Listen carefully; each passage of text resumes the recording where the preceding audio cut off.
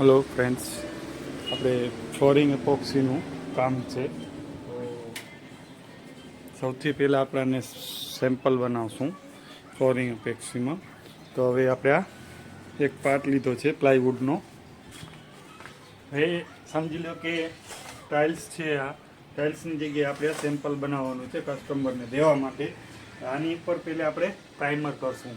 પ્રાઇમરની કરવાની રીત છે આ રીતે પ્રાઇમર લગાડી દેવાનું. પહેલે સૌ પ્રથમ પ્રાઇમર લગાડી ને રેઝિનનું અને હાર્ડનર ફ્લોરિંગનું એ આપણને યુઝ કરવાનું છે. આ તમે જોઈ રહ્યા છો ફ્લોરિંગનું છે તો આપણી પાસે, તો એને યુઝ કરશું આપણે. એક છે રેઝિન, એક છે હાર્ડનર. પહેલે આપણે એને રેઝિન નાખી ને લઈ લેશું આમાં. પછી એની ઉપર આપણે ફિલર નાખશું. ફિલર નાખશું એટલું માપ પ્રમાણે જ આવશે એનું. દાખલા તરીકે 8 ફૂટ છે મારું, તો 560 ગ્રામ જેટલું હાર્ડના રેઝિન લેશું. પછી એમાં ફિલર ઉમેરશું આપણે ને હાર્ડનર નાખશું. પછી છેલ્લે હાર્ડનર નાખવાનું છે. ફિલર નાખી અને હલાવશું આપણે હવે.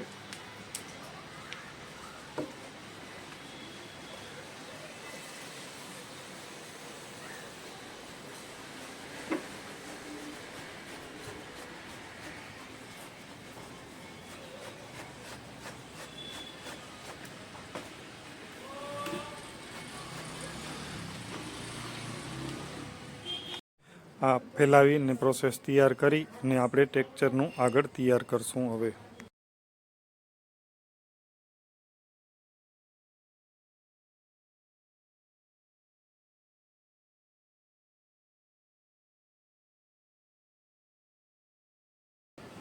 હવે રેઝિન તૈયાર થઈ ગયું છે. 300 ગ્રામ રેઝિન નાખ્યું છે. હવે એની અંદર આપણે ફિલર નાખશું. 300 ગ્રામ ફિલર પાવડર.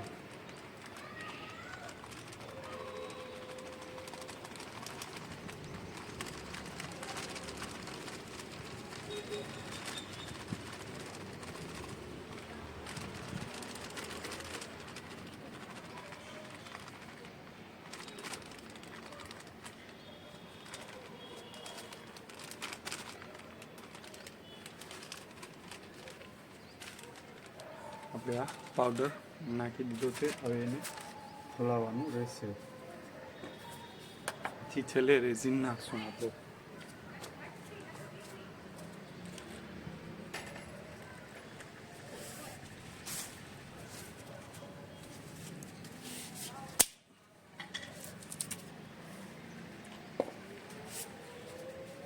આમ હલાવવાનું.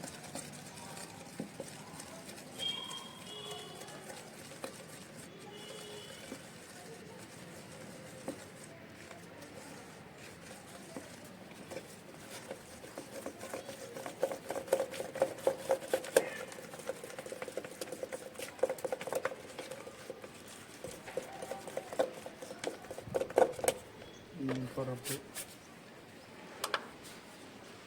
પિગમેન્ટ નાખશું. વ્હાઈટ પિગમેન્ટ આવે.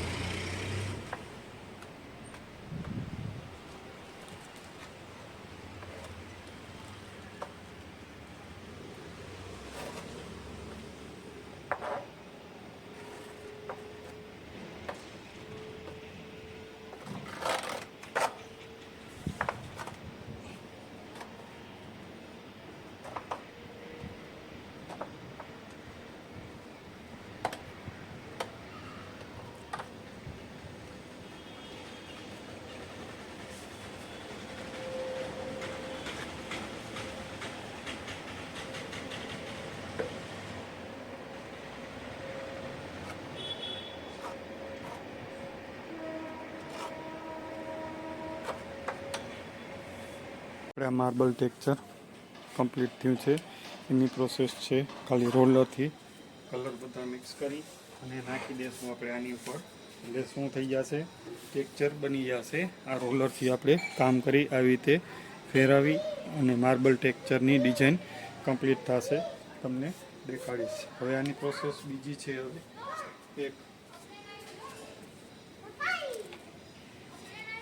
હવે બીજી હજી એક આવશે, એ થોડીક વાર રહીને થશે. આપણે બ્લેકવાળી છીડકી નાખશું એટલે દેખાવામાં આવશે.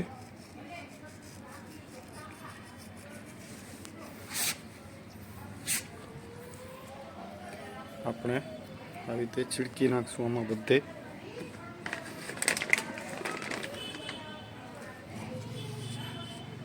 આ સાઈડમાં પણ આવી રીતે પ્રોસેસ થઈ જાય છે. તમે જોઈ રહ્યા છો કે આ દાણીવાળી ટેક્સચર થઈ ગઈ છે કમ્પ્લીટ.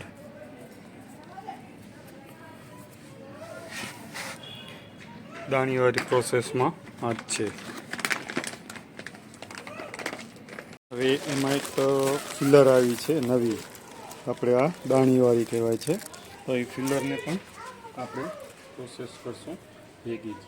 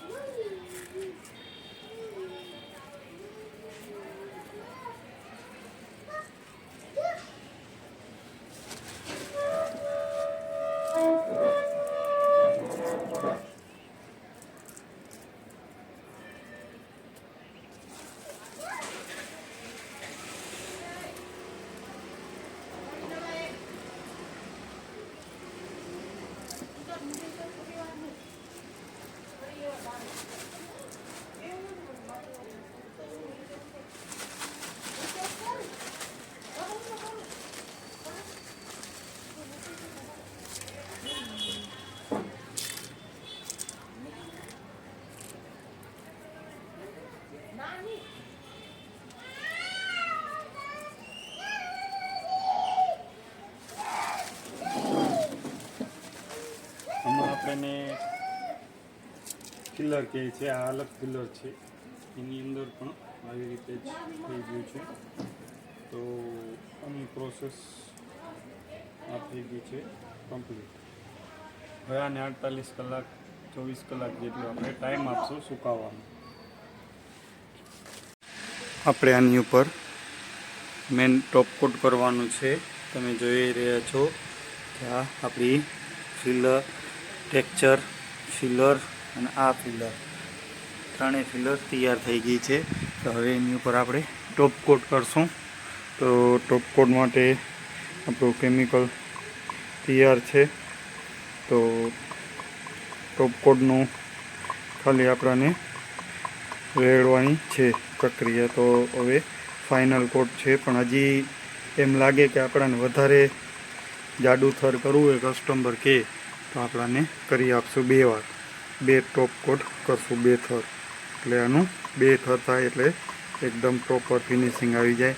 આપણે આની 1 mmની એક જ થિકનેસ કરશું. હવે આપણે આ રેડી દેશું એની ઉપર. તો શું એ કે એને બસ આપણે આ રેડી દીધું ને હવે પતરાથી ફેલાવશું 1 mm. 1 mm થિકનેસ છે એની. આપણે તમે જોઈ રહ્યા છો કેમિકલ રેડ્યું છે, તો એનો ઇફેક્ટ કેવો આવી રહ્યો છે.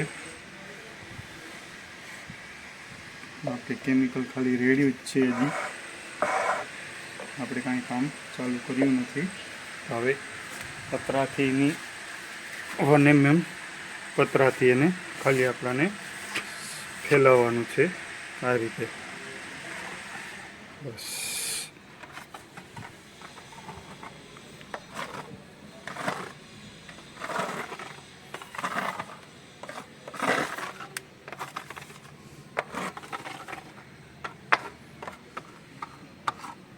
આવી રીતે ફેલાવી દેવાનું રહેશે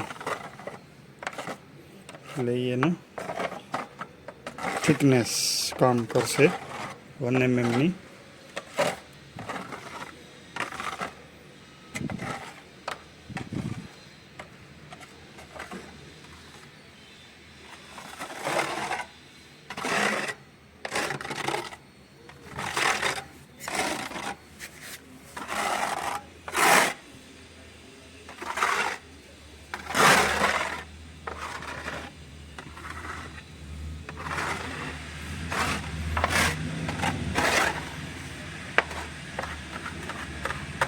આપણે વિડીયોને લાઈક કરજો, શેર કરજો, સબસ્ક્રાઈબ કરજો. આપણે આ ફ્લોરિંગ એપોક્સીનું કમ્પ્લીટ બસ આપણે કમ્પ્લીટ થઈ ગયું. વિડીયોને આપણે આવી રીતે કોટ લગાડી દઈશું.